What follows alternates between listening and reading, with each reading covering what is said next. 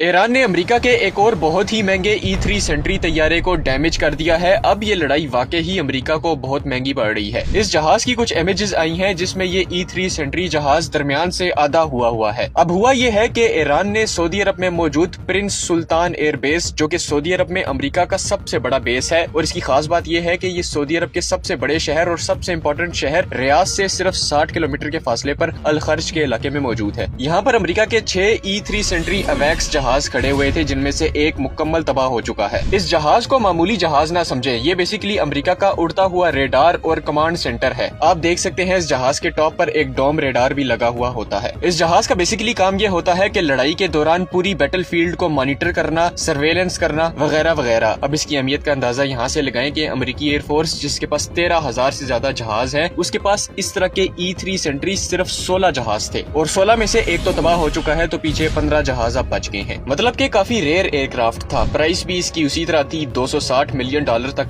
इसकी कीमत जाती है। ईरानी हमले में इस रेयर एयरक्राफ्ट की तबाह हो जाने से वाकई ही में अमेरिकी एयर पावर को एक बहुत बड़ा धचका लगा है।